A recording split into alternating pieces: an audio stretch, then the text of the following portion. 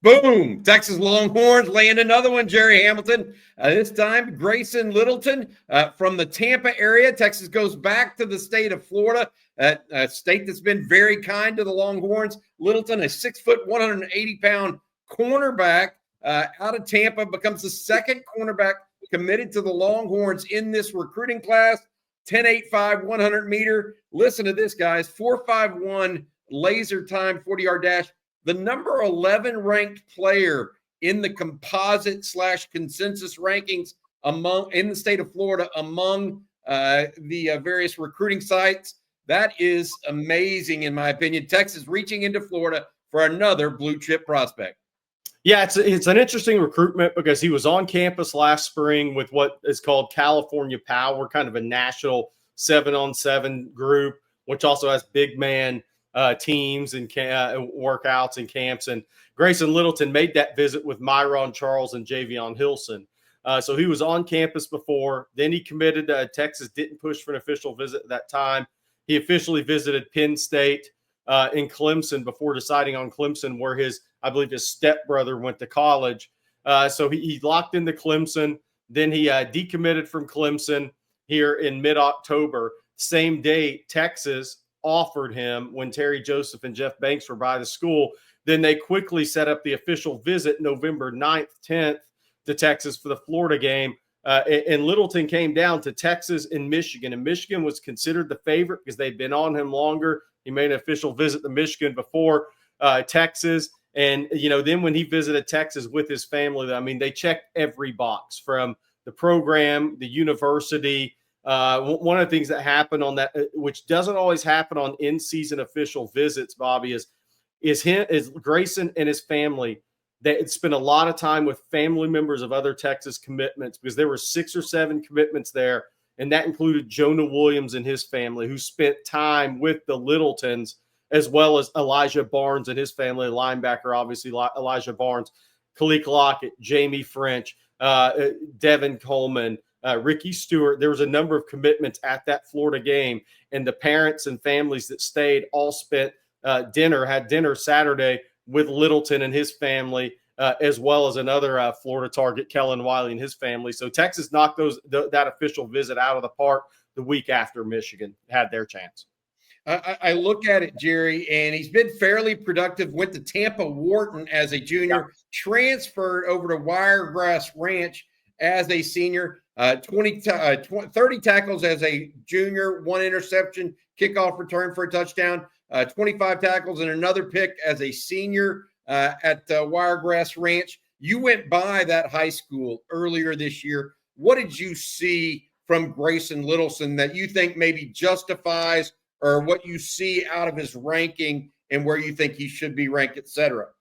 Yeah, I think people that have him ranked around in that top 200 in the country are probably spot on. Whether that's 115, 125, 175, that's all subjective, right? But I think he's that level prospect. I was there for a practice that wasn't, it wasn't a physical practice. It was late in the year, but you got to see his pop and his step, and you got to see the frame. You got to see all the things check out. But you saw enough on tape with him as a senior here that we're watching. The one thing is the secondary coach at Wiregrass Ranch is from the Gainesville area. He went to PK Young, but he also played at SMU. So he played defensive back, was a multi-year starter at SMU. And he told me, he said, look, he said, this kid can be a corner or a nickel. He said schools, and including Texas, talked to him at corner or nickel. They just want to kind of get him there and figure it out.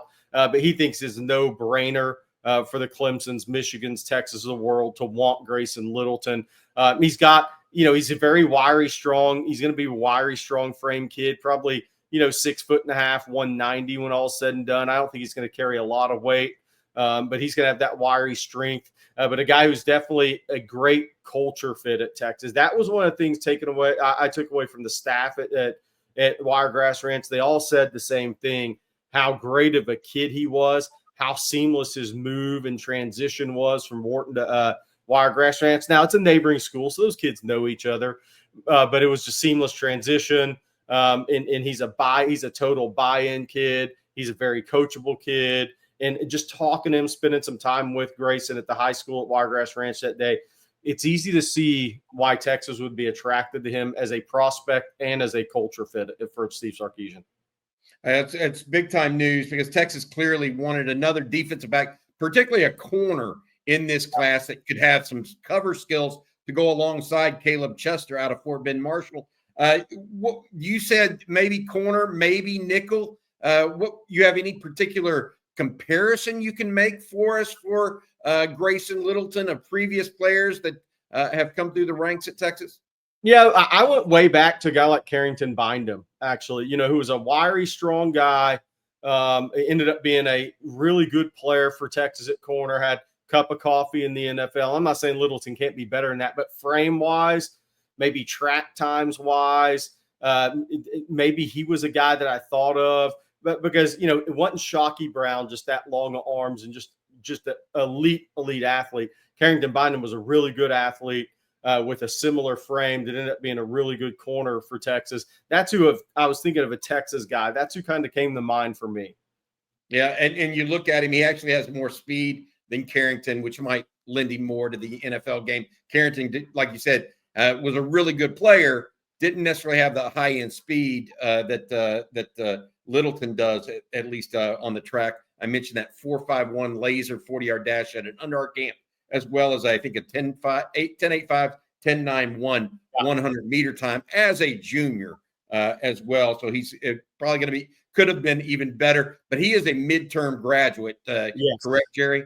Yeah, he's a midterm graduate. He'll be at Texas in January, and he'll be ready to go. I mean, and look, that's a big addition, because with Caleb Chester, with young kid Santana Wilson, who's done well in his redshirt year, with Kobe Black, Texas starting to build a little cornerback depth there in the program. And I think these two corners in this class, Caleb Chester is going to punch above his recruiting ranking in college. I don't have any doubt about that. He's a superior football intelligent corner that just knows how to play the game. And in Littleton, I think they have two guys that coming in that I think they're going to be really good fits at Texas. They're going to be good scheme fits at Texas, and both have athletic upside. That's good stuff. Jerry, you mentioned early on that he chose Texas over Michigan after decommitting from Clemson. Penn State, also a team that was after him pretty hard as well. Those are all pretty highly ranked schools these days, but nothing from the in-state schools, or he just wanted to get out of state. He didn't mention Florida, Florida State, Miami, etc. Yeah, I think he was, he moved to the Tampa area from Kansas, I think before his freshman year. So he's not a kid that had a lot of Florida ties naturally, like all the way growing up in the state of Florida. But look, I mean, yeah, his 4 official visits now. I mean, Clemson, Penn State, Michigan, Texas. I mean, that's pretty good. That's a pretty good list of schools there. But he had in-state schools after him. But again, not a kid that has ties long-term in the state of Florida. Okay. Jerry, any final thoughts before we give way here to our Rod Babers, who's going to do the former NFL DB, who's going to do his breakdown of Graceson Littleton? No, it's just, look, Texas continuing. This is why people hate the term, but recruit through the whistle. You got to evaluate these guys. You got to stay on all these guys. And look, this is the byproduct of winning football games too. Because if Texas was 7-5 last year, does that California Power 7-on-7 team, do they make that visit in the spring with Littleton, Myron Charles, Javion Hilson, and all those guys? I don't know, maybe not, but that's what happens when you win. You get more kids to campus. And so Graceson Littleton already had a good look at Texas and already had an interest in Texas. And then when Texas came back around and when he decommitted from Clemson, I mean, it was a no-brainer for him to visit. And that's why you recruit through the whistle, evaluate through the whistle, because this process doesn't end nowadays until these kids get ready to move on into the college they're going to. So this is what makes the Texas staff thorough in recruiting for me as a kid like Graceson Littleton. First, this is interesting because Tampa has not been a usual recruiting spot for Texas. They've grabbed folks out of Orlando in the past. They've been down to South Florida for Dia Bell, Myron Charles out of Port Charlotte. They got some other guys, but Tampa is a new area that Texas seems to be opening up this year Grayson Littleton, defensive back, 6', 180, could be corner or nickel. Number 71 overall player in the country, or number 72 overall player in the country, according to the composite ranking. Number 11 overall player in the state of Florida. Again, that's awesome. And before we pass the hat here over to Rod Babers, I have one final thing to say to you, Grayson Littleton. Hook 'em, buddy. Hey, what's up, folks? Lifetime Longhorn Rod Babers here to talk about the latest commitment for the Longhorns in the 2025 class. Defensive back out of Tampa, Florida, Grayson Littleton, 6', 180. I think I know a little bit of something about defensive backs, being a card-carrying member of DBU myself. So let's dive into what I saw from the young man. Now, I like to categorize my back seven defenders. You guys know this. Listen to me give my personal evaluations of these players into different categories, right? Either one of three categories. You can be, both or more than one, but usually I classify you either as a technician, a disruptor, or a ball hawk. I think he's definitely a technician, but he's got some great football instincts, which are obvious when you watch plays like this as a returner. You can tell he's got great football instincts. And once the ball is in his hands, he knows what to do with it. So I wouldn't classify him necessarily as a ball hawk. But when he gets the ball in his hands, I bet he can be a problem.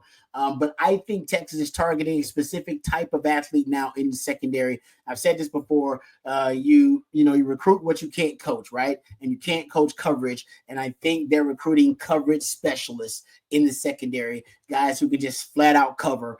He's one of those guys. I think he's a guy that it can be considered a coverage specialist. He's very patient at the line of scrimmage. Now, they use him as just an overall athlete. You can tell he's got some burners, all right, in the open field. But you watch him as a cornerback, which is what they're recruiting him as. He's patient at the line of scrimmage. That's one of the most important attributes, one of the most important traits of a press coverage cornerback. And the reason it's so important is because if you're patient at the line of scrimmage, then I can teach you the different techniques to play at in terms of being a press corner, right? I can teach you the inch technique. I can teach you the jab technique. I can teach you the check step. I can teach you, whatever the different technique you want to use. I can teach those, the shadow technique. I can teach those different things, but I need you to be patient at the line of scrimmage, ready to execute that.